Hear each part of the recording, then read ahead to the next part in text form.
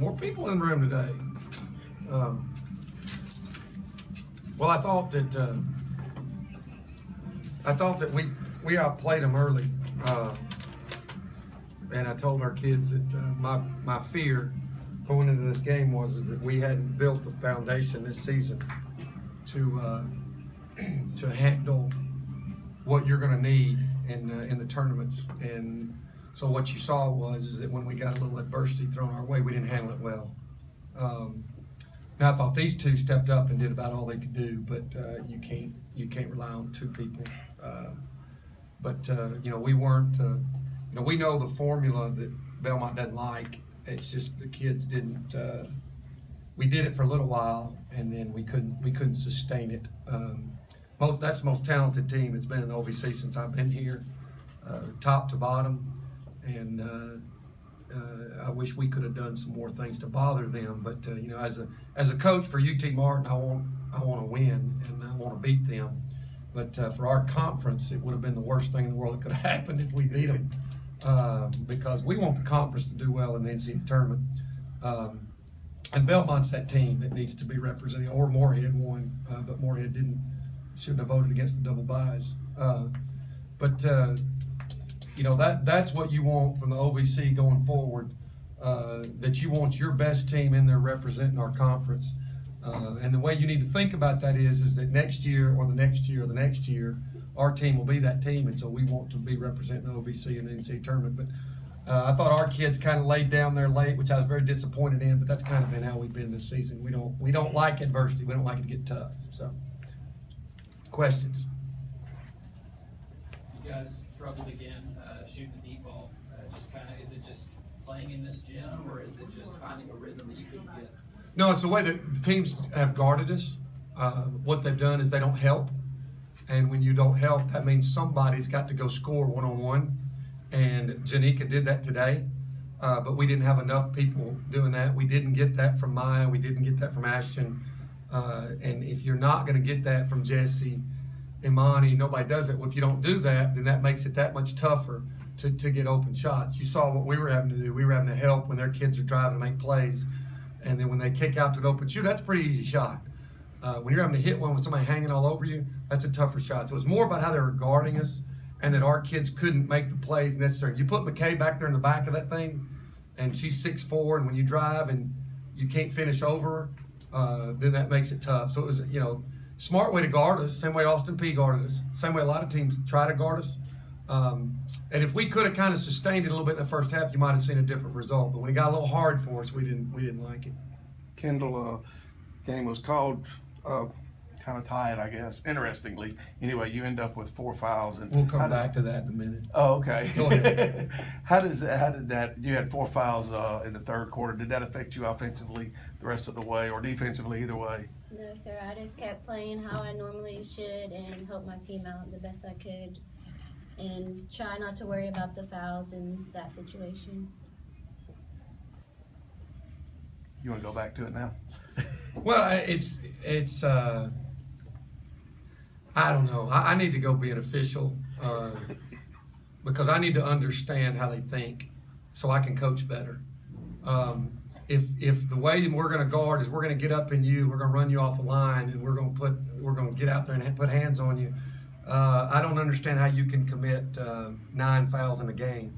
When you're driving like we were, I don't understand it.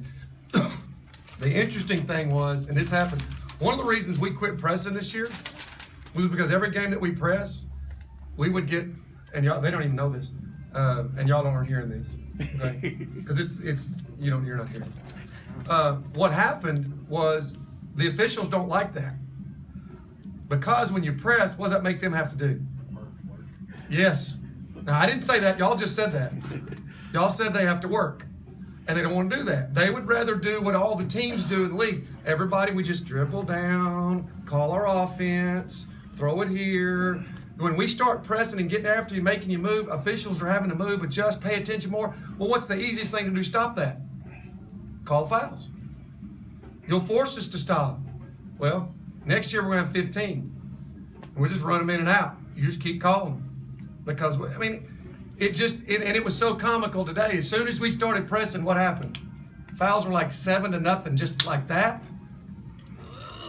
And the thing was, I looked up, and 3 of the fouls that they called may have been good fouls, but the official was so far out of position, he couldn't make the call. Why? Well, because he was having to run back here to look and then run back down there. So anyway, I need to go be an official and understand, because maybe we need to come up with some new way to press people that they can still not have to sweat. But y'all said it about the work, not me, because I'm not allowed to say those things. Coach, you have everybody coming back with the exception of Jesse. Did this team learn from this experience, given the way you won yesterday, and just being out there so that helps you for next year? Well, the answer that the coach gives you is, oh yes, it was so good for us to be here, and our kids learned from it, and they'll take this and build on it. And what the reality is that's not been the case with this team all year. They've never taken something from one day and learned and not had to relearn it. And I'm being mean now and negative towards them, but that's been our personality. And if we don't fix that personality, then this tournament part didn't mean anything. Now, if we can fix that mentality in them to get them to be able to handle adversity, then this may have helped. But unless we change the way we think and our culture that these kids are in right now and get it to mean more to them, it's not going to make any difference. The second year, well, the first year that I played in this tournament, we brought, where's he going? He doesn't need to leave. It's going to get good. It's going to get good. The first year I came up here, I brought a team that had never won a game ever, and we won. The second year, we started 4 freshmen, and we won the whole thing. So it depends on the team's mindset, and that's what we're going to try to work on starting, well, I guess now, technically. I guess now you're working on your next season. So we've got to get that fixed. Janika, you finished the year strong, 10 straight games, double-doubles, a career day today, 15 rebounds, 23 points. What can you build on this offseason trying to get ready for your senior year? Building on is try to keep the mentality going on scoring and rebounding for my team.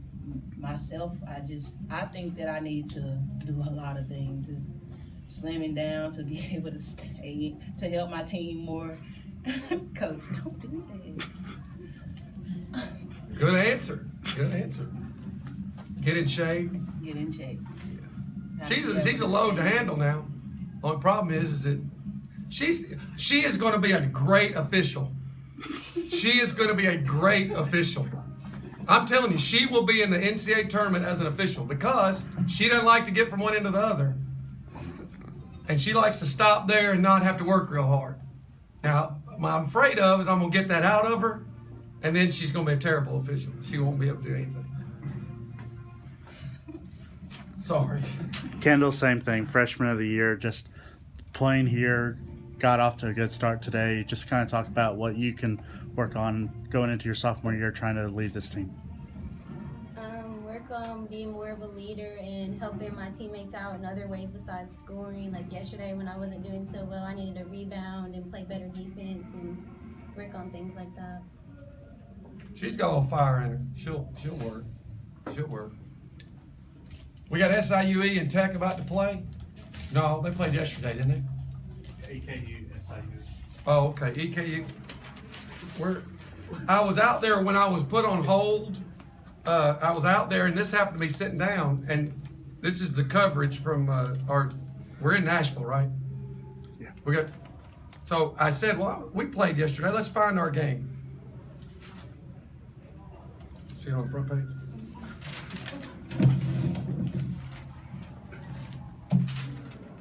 Second page. Football. Third page. Lady Vols. Oh, there it is, down there at the bottom. Little bitty. Oh, hang on. There we go. UT Martin. There we go. We won. And then where's SIUE and Tech?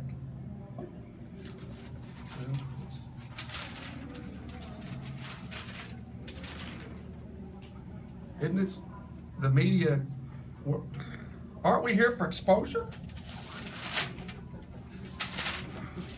Well, oh well. We're gonna come back and support our men tonight, which will be great. Who they? Well, let me hang on. Let me find out who they play. Hold on. You didn't see it? It ain't in there? Well, tell you what I did see though, when we left Demos's yesterday and we turned left, I saw SEC tournament. Welcome, SEC tournament. That's next weekend. Okay, all right. Well, I was just wondering about all this media coverage that we got here. So, anyway, Anything else? look who I got though. I got